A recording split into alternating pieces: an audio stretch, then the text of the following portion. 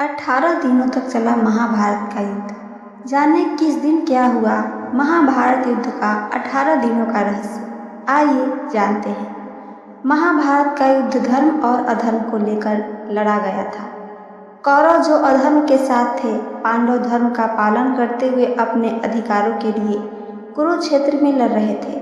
महाभारत का युद्ध मार्गशीर्ष शुक्ल 14 से प्रारंभ हुआ था, जो लगातार 18 दिनों तक चला था। 18 दिनों तक चलने वाले इस युद्ध में हर दिन कुछ न कुछ विशेष घटित हुआ, जो लोगों के लिए आज भी शिक्षा, संदेश और उपदेश की तरह है। आइए जानते हैं कुरुक्षेत्र की रणभूमि में 18 दिनों में क्या क्या घटित हुआ। पहला दिन महाभारत का। महाभारत के प्रथम दिन पांडव और उनकी सेना को भारी हानि हुई। पहले दिन कौरवों ने पांडव पर बढ़त बना ली, लेकिन बावजूद इसके विराट नरेश के पुत्र उत्तर और श्वेत को शल्य और भीष्म ने मार दिया। भीष्म पितामह ने पांडवों के कई सैनिकों को मृत्यु की नींद सुला दिया। पहले दिन की यदि तुलना की जाए तो कौरवों के लिए यह दिन उत्साह भरा था, वहीं पांडवों के लिए निराशाजनक था। महाभारत का दूसरा दिन के बारे में आइए जानते हैं। महाभारत का दूसरे दिन पांडवों ने अपने युद्ध रणनीति में बदलाव किया। दूसरे दिन द्रोणाचार्य ने धृष्टद्युम्न को कई बार पराजित किया। इतना ही नहीं, भीष्म ने अर्जुन और श्री कृष्ण को भी कई बार चोट पहुंचाई। युद्ध के दूसरे दिन भीम ने हजारों कलिंग और निषाद मार गिराए। महाभारत का तीसरा दिन। महाभारत के तीसरे दिन रणभूमि में भयंकर रक्तपात हुआ। तीसरे दिन भीम ने घटोत्कच के साथ मिलकर दुर्योधन की सेना को पसीने छुड़ा दिया और रणभूमि से खदेड़ दिया। इसके बाद भीष्म ने मोर्चा संभाला और भीषण संहार मचा दिया। तब श्री कृष्ण अर्जुन को भीष्म पितामह का वध करने के लिए कहते हैं, लेकिन अर्जुन ऐसा नहीं करते हैं। भीष्म को भारी पड़ता देख भगवान श्री कृष्ण को क्रोध आ जाता है। तब अर्जुन उन्हें पुनः शांत कराते हैं और पुनः पूरे उत्साह से युद्ध लड़ने लगते हैं और कौरव की सैकड़ों सेनाओं को मौत की नींद सुला देते हैं। महाभारत का चौथा दिन आइए जानते हैं। चौथे दिन पांडवों की तरफ से अर्जुन कौरवों पर कहर बनकर टूटते हैं। उधर भीम भी कौरवों की सेना में भारी तबाही मचा देते हैं।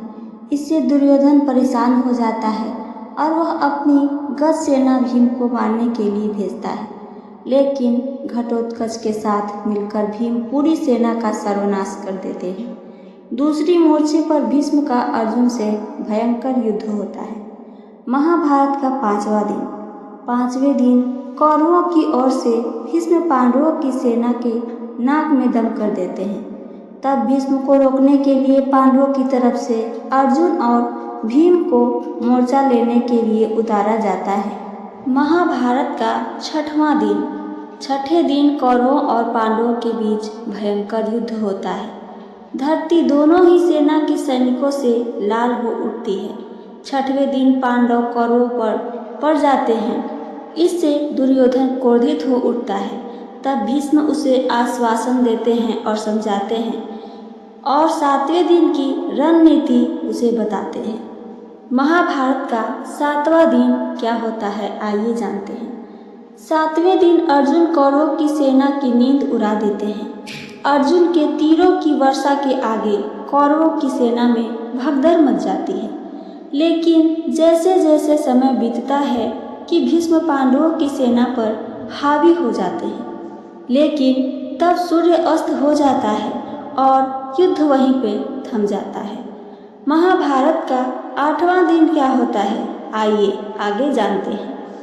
युद्ध के आठवें दिन की शुरुआत से ही भीष्म बढ़त बना लेते हैं। उनके तीरों के आगे पांडवों की सेना एक कदम भी आगे नहीं बढ़ पाती है। लेकिन इसी बीच भीम धृतराष्ट्र के 8 पुत्रों का वध कर देते हैं। राक्षस अम्बलूस अर्जुन पुत्र ईरावान का वध होते ही खलबली मच जाती है। घटोत्कच दुर्योधन को अपनी माया से परेशान करता है, लेकिन तभी भीष्म की आज्ञा से भगदड़ घटोत्कच भीम, युधिष्ठिर और पांडवों के सैनिकों को पीछे ढकेल देते हैं। आठवां दिन कौरवों के लिए निराशा और दुख भरा रहता है। महाभारत का 9वां दिन। 9वें दिन दुर्योधन भीष्म के कर्ण को युद्ध में लाने की बात बताता है। तब भीष्म कहते हैं कि दुर्योधन परेशान न हो, आज या तो वे श्री कृष्ण को युद्ध में शस्त्र उठाने के लिए विवश कर देंगे या किसी एक पांडव का वध कर देंगे। भीष्म पांडव का भयंकर नुकसान करते हैं। इससे युद्ध में भीष्म को रोकने के लिए श्री कृष्ण को अपनी प्रतिज्ञा तोड़नी पड़ती है और वे शस्त्र उठा लेते हैं। इस दिन भीष्म पांडवों की सेना का बहुत नुकसान करते हैं। महाभारत का 10वां दिन के बारे में आइए जानते हैं। 10वें दिन पांडव श्री कृष्ण के कहने पर भीष्म से उनकी मृत्यु का उपाय पूछते हैं। तब कृष्ण शिखंडी का सहारा लेने के लिए कहते हैं।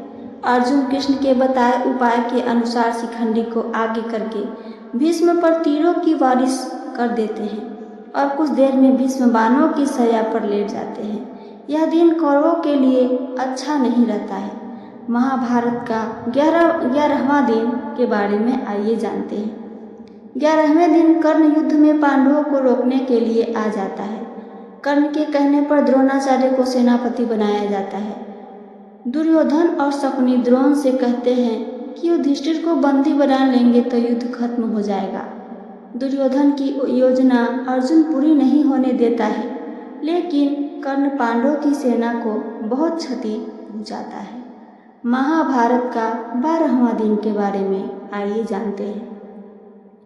12वें दिन कौरवों की योजना को अर्जुन विफल कर देते हैं। युधिष्ठिर को बंदी बनाने के लिए शकुनी और दुर्योधन रणनीति बनाते हैं, लेकिन अर्जुन समय पर पहुंचकर युधिष्ठिर को बंदी बनने से बचा लेते हैं। महाभारत का 13वां दिन के बारे में आइए जानें। इस दिन दुर्योधन राजा भगदत्त को अर्जुन से युद्ध करने के लिए भेजता है। श्री कृष्ण भगदत्त के वैष्णवास्त्र को अपने ऊपर लेकर अर्जुन की रक्षा करते हैं। अर्जुन भगदत्त की आंखों की पट्टी तोड़ देता है, जिससे उसे दिखना बंद हो जाता है। तभी अर्जुन उसका वध कर देते हैं। इसी दिन द्रोण युधिष्ठिर के लिए चक्रव्यूह रचते हैं, जिसे केवल अभिमन्यु तोड़ना जानता था, लेकिन निकलना नहीं।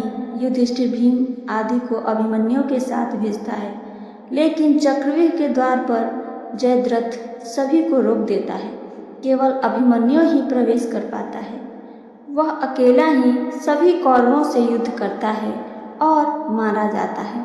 महाभारत का 14वां दिन अर्जुन पुत्र की मौत का बदला लेने की प्रतिज्ञा करते हैं। कौरव साजिश रचते हैं और जयद्रथ को छिपा देते हैं। इस बीच अंधेरा छा जाता है। यह श्री कृष्ण ने रची थी, लेकिन अर्जुन निराश होकर समाधि लेने की तैयारी करने लगते हैं। लेकिन तभी ऐन वक्त पर श्री कृष्ण द्वारा किए गए सूर्यास्त के कारण जयद्रथ बाहर आ जाता है।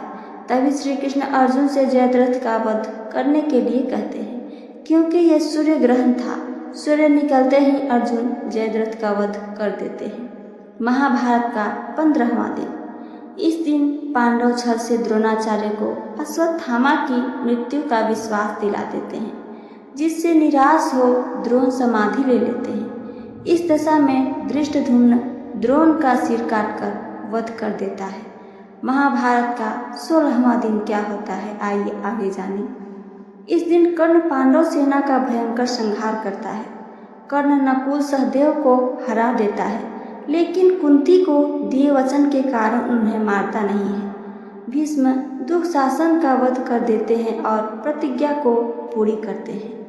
महाभारत का 17वां दिन क्या होता है, आइए ये भी जानें। 17वें दिन कर्ण भीम और युधिष्ठिर को हरा देते हैं, लेकिन कुंती को दिए वचन के कारण उन्हें मारता नहीं है। युद्ध में कर्ण के रथ का पहिया भूमि में धंस जाता है। तब कर्ण पहिया निकालने के लिए नीचे उतरता है और उसी समय श्री कृष्ण के कहने पर अर्जुन कर्ण का वध कर देते हैं। महाभारत का अंतिम और 18वां दिन क्या होता है, आइए जानें। इस दिन भीम दुर्योधन के शेष भाइयों को मार देते हैं। उधर सहदेव शकुनी को मौत के घाट उतार देते हैं। अपनी पराजय मानकर दुर्योधन एक तालाब में छिप जाता है, लेकिन पांडव उसे ललकारते हैं और भीम से उसका गदा युद्ध होता है। भीम छल से दुर्योधन की जंघा पर प्रहार करते हैं। इससे दुर्योधन की मृत्यु हो जाती है। दुर्योधन की मौत होते ही पांडवों की विजय हो जाती है। तो ये थी मेरी आज की कहानी। मेरी कहानी आप सबको पसंद आई हो तो चैनल को सब्सक्राइब करके वीडियो को लाइक करना ना भूलें। साथ साथ अपना एक प्यारा सा कमेंट करके हमें बताना ना भूलिए। सुनने के लिए धन्यवाद दोस्तों। जय श्री कृष्णा। राधे राधे।